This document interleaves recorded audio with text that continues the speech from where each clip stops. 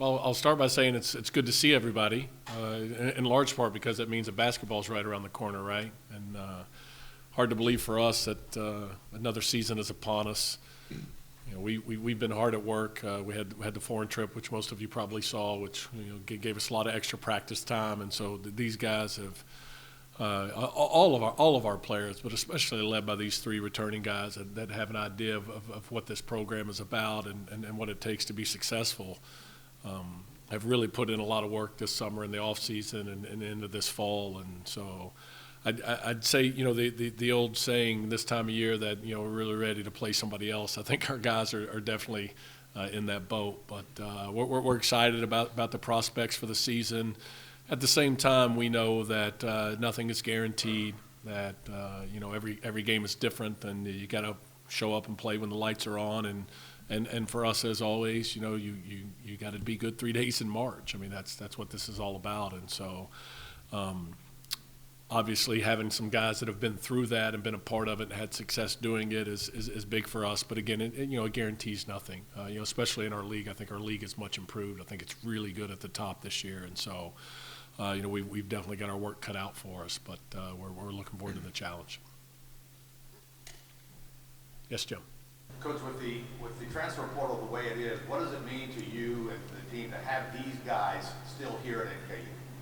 Yeah, well, it's huge. I mean, it's everything because for a lot of reasons. One of which you're better when you're old, right? And you're better when you're old, and there are guys that have been in your system and had success doing what you do. But as I had somebody from the outside tell me, Coach, you may be one of a handful of programs in college basketball that had three guys that could have gone somewhere and gotten some significant NIL deals and had a chance to play in Power 5 conferences, and none of them left. And so I think what it speaks to, Jim, more than anything is what these guys mean to each other. That they feel like there's some work left to do. I don't want to put words in their mouth, but just in conversations with them. And I think what it means to play at Northern Kentucky University and the support that they get here and the value that they place on the ownership in this program and what they're doing to help continue to grow it and help it be successful. And so again, the most important recruiting that you have now in college basketball, especially at a place like NKU, is can you retain, not recruit, and to have these three guys back is obviously a game changer for us. Yes. Hi, Larry Weichel with Verizon Roundtable. You've got three nice weapons on the stage there with you. One thing that I'm curious about, though, is you lose Xavier Rhodes to graduation and Slovakia in the offseason.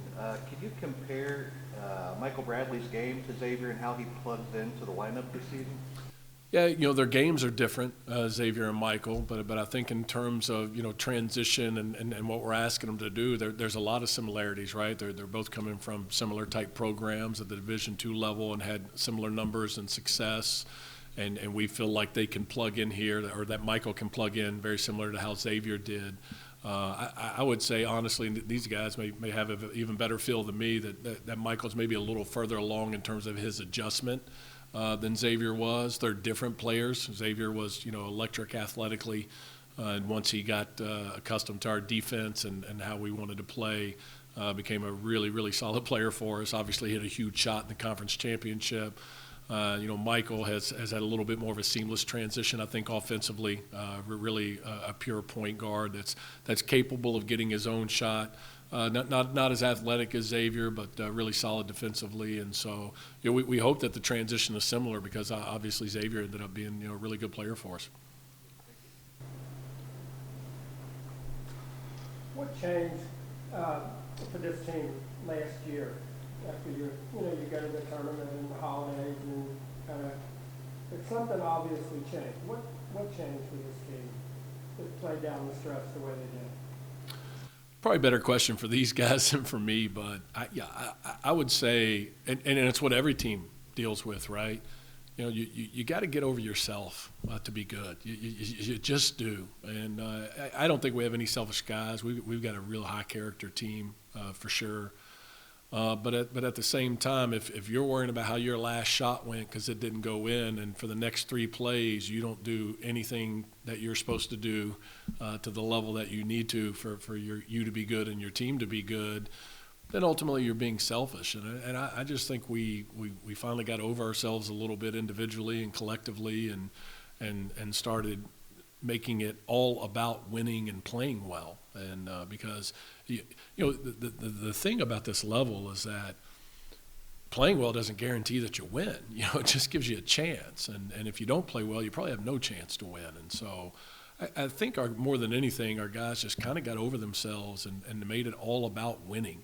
And that's it. And that's when you really started to see some strides. And one of the things I'm proud of as a coach is I feel like our teams have gotten better here. And maybe it's because we've done such a poor job with them early. I don't know. Maybe I should be blamed for that. But, when you look down the stretch at the number of wins and number of games played, I don't know them off the top of my head, but it's significant in terms of our record in the last little bit. And our record in March, if you count the regular season and tournament games, is really stellar, especially the last 3 years. And so that's something that's a credit to these guys, because again, at the end of the day, we can preach and coach and demand and do whatever we have, think is going to work. But, ultimately players have to decide that that's what they want to be about and go out and do it. And we've got a group that did that.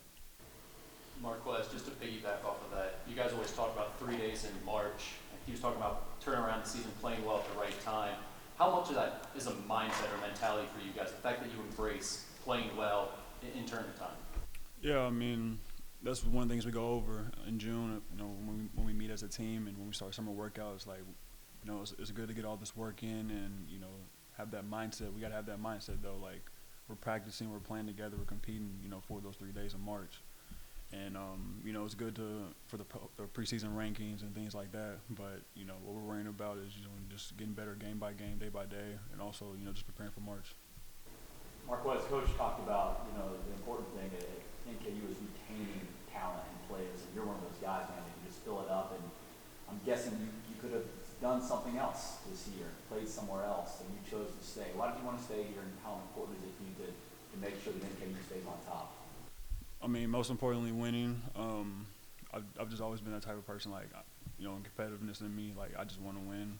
And if I didn't think that NKU could offer me that, or I could bring that to NKU, then, I wouldn't have stayed. But that's the reason. The main reason is just to win. And I know we have guys returning. We have guys coming in that could help us doing that. Coach, I know that you said you didn't want to put words in those guys' mouth about why they returned. Quez, you already kind of talked about it. So Trey and Sam, just kind of talk about what was your reasoning for sticking around when it's perceived there would be other opportunities, if not better ones, out there for you. Sam, you look like you're ready to go first. Yeah, I mean, basically, this is home for me, and just the coaching staff. I've gotten such a close relationship with them. I believe in them, they believe in me, and they push me to be better. And it was really never a question. I wanted to stay here. I want to stay with the guys who were coming back, and with the guys coming in, I was excited to get to work with them. And basically, I just want to win again, get back to the championship, try to win another championship here. And this is my home right here. And then Trey. Well, I wasn't leaving anyway, and like Sam said, it was just I've just made this over the past 3-4 years. NKU just become my home. My parents can come watch me play whenever they want, and I love the grind of just the winning here and the 3 days in March and just winning with these two guys up here is my biggest thing. Is why I stayed. I want to play with these two again and run it back. This question is actually for Trey also. With Horizon Roundtable, we talk a lot about Horizon League basketball, obviously. And among our writing staff, we kind of have accumulated the belief that this season we've kind of listed you as the possible X factor for the Norse this season.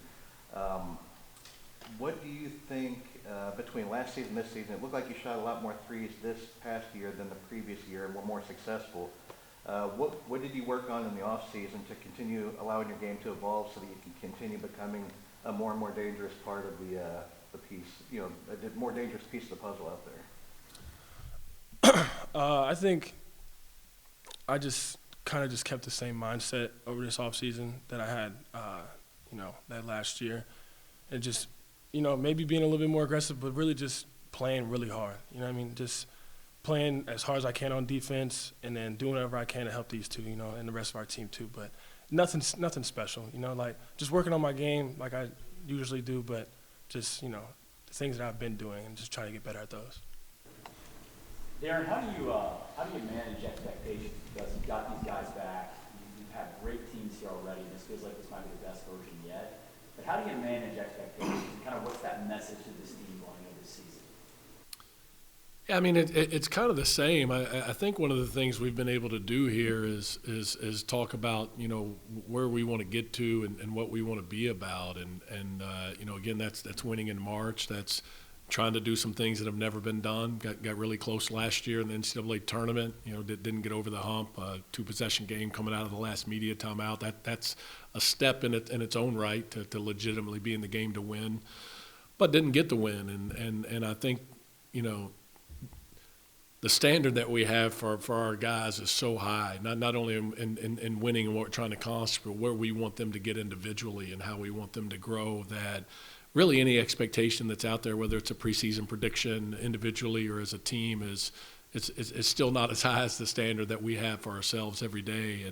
And again, it doesn't matter. They're not handing us the trophy because we're preseason number one. And we've been not close to preseason number one and been in the championship or won it before as well. And it just doesn't really matter to us that much. What matters to us is, are we getting better? Do we know what we want to be about and where we're going? And it sounds like a lot of coach speak, I know, but it's true. And to these guys' credit, they've really bought into that. And I think Trey was pretty general right there. Trey's gotten better at a lot of stuff, but I think there's an assumption that it's, well, what do you add into your offensive game? But, I think if you go back and look at that Houston game, for example, Trey Robinson was as impactful as anybody on the team. If you look athletically, Trey Robinson looked like he really belonged in that game. And that's really, really important. That makes you a good player too. Marquez work has gotten tougher and stronger and more consistent every year and become a better defender every year in a championship game where the shots aren't falling. He goes to the foul line, I think maybe double-digit times and grabs 6 rebounds. And this guy right here is as complete a player as there is in college basketball. And so I think when that's what you're focused on, some of the outside stuff and the expectations, kind of fade away because the work that needs to be done to just get better and be in the mix. I mean, it's obviously hard to be good. Darren, you've added a couple of post players this year, maybe giving you an offensive threat inside that you haven't had in the past. How is that going to affect what you guys are doing? Yeah, the one thing we learned last year as a coach, I went into the tournament game saying, I think we've gotten, pretty tough and pretty solid defensively. Let's see if we can do it against a team that's supposed to be the toughest, best defensive team in college basketball. And, Kelvin's words, not mine, after the game, that we played tougher and more aggressive in that game. And so that was great to see and gave us a chance, but we scored 52 points. And so, you're not winning any games doing that, especially not at that time of year. And so, we want to play much faster offensively if we can and try to find a way to get more easy baskets. Obviously, bigs really help with that. We think these are two guys, at both of which we can throw the basketball to and positive things happen. But beyond that, both bring really good size and athleticism as well on both ends of the floor. And so, hopefully they help bring that and add that to our team. And in doing so, make it a little bit easier for Quez and Sam, especially on the perimeter, to get some free looks or maybe get in the paint a little bit easier. I'm sorry, we had a question over here kind of. So ever since I've been covering your program, this is probably easily the most interesting and best out-of-conference schedule I've seen so far, especially on the road. Playing teams like St. Mary's, Washington, MTSU, which has quietly been a very successful program. In that portion of the schedule, do you find yourself trying to win those games, or do you find yourself, obviously trying to win, or do you find yourself trying to see what you have, how deep your roster can go against an opponent of that level? Do you spread the ball around a little more, deeper into the bench, or do you go out and try and win like it matters? Yeah, no, I mean, we're going to play every game to give ourselves the best chance to win, and we've got a unique situation, that for us anyway this year, where we feel like our top 7 is pretty clear cut, which maybe hasn't been the case before, and so our schedule has gotten better every year that we've been here, and it's been ranked higher or greater. They don't use the term strength of schedule anymore, but it's definitely gotten stronger every year. And again, I'll say to these guys' credit, we had FAU coming to our place, and I know a lot of our fans would like to see more home games or see us play closer, and hey, I would too. But our biggest challenge right now as a program is scheduling. I thought Eric Hout was going to leave us because he does our scheduling, and he literally couldn't get people to call him back or get anybody to play us for weeks on end. And I don't blame him for that. I understand all the reasons, which we don't have to go into today, but we have to go to Washington to be able to play that Power 5 game. The middle game is a great game for us, as you said. That's a program over the years that's been really good. They'll be picked near the top of their league this year as well. We've still got the Cincinnati game, which is a Big 12 game on the road, and so Akron's coming here, which is they're always at the top of the MAC conference. I think they're picked 3rd this year, and so we want a really strong non-conference schedule. And when the FAU game, when they bought us out because they didn't want to play and got a TV game opportunity, I asked these guys to say we can schedule another home game, but it's September 1st. It's probably not going to be a great game, maybe even a non-D1, just because we may not be able to find anybody to actually schedule. And they all said, no, Coach, we want to play the best game that we can play, and that's how the St. Mary's game came about. And so I think these guys want to compete. They want to be in those games. They want to test themselves. And so we'll go into all of those games to obviously play to win. And we're not going to try to get a freshman some looks in that game if he's not ready, or if we put him in and he's not any good, we're going to take him right out. And and I've told those guys, if I've got to play these 40 minutes early on, we'll do that. But we're going to play the guys that can help us win. Darren, with the Horizon League being a traditional one team in the tournament, is that how you want to set your schedule up, playing some good schools early on to help with your schedule when selection Sunday comes? Yeah, it's twofold. On the outside chance that you have you win all of those games or several of them and have a stellar conference season and make the championship and lose in the finals. Can you maybe have a chance for an at-large? That's part of it. But the other part of it is for seeding, right?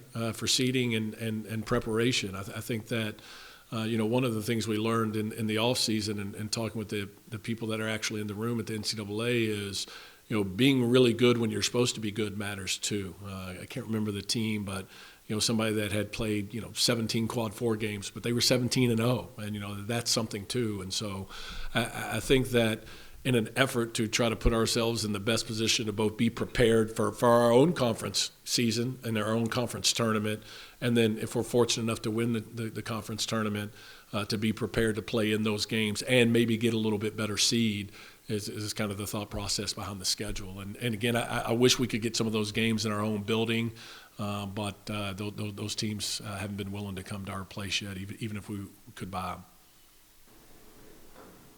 Yes. Just for any of the players, just just the takeaways from just getting to getting within 2 possessions of Houston and the way that game unfolded, and how much has that driven you to go even further this year, being even better? It's definitely encouraging because we came in with the right mindset.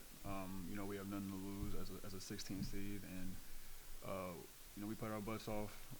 Offensively, we didn't make enough shots, but like you said, 2 possession game, and with the guys we have coming back, and a couple of transfers, and we're getting the freshmen along, like we can definitely get back to that point. And what we're trying to build here is getting a win or 2 in the NCAA tournament. So that's just been the mindset. Great, guys.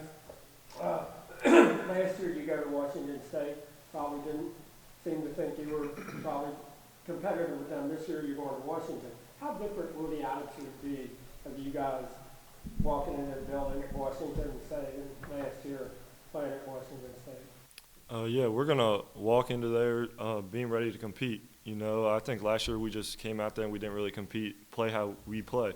So we're going to go out there with that mindset of just competing our butts off, play for each other, play with each other, and don't worry too much about ourselves and try to be better for our teammates on our side. And so we want to come out there with a win, and we're just going to compete as hard as we can, really. Marquez, the Field of 68 recently did a poll of the Horizon League coaches, and you were listed as the scariest player to face in the conference. What is your thoughts on hearing that? I didn't even know they did that, or like asked the coaches different questions like that. But I mean, I don't think I'm intimidating physically on the outside, but my game speaks for itself, and I can see why they think that, because I can do things on many different levels, score in many levels, just becoming a more complete player and also make for my team, and I can see why they say that. And Coach, they said you guys were the hardest team to prepare for in the conference. Do you have any thoughts on that?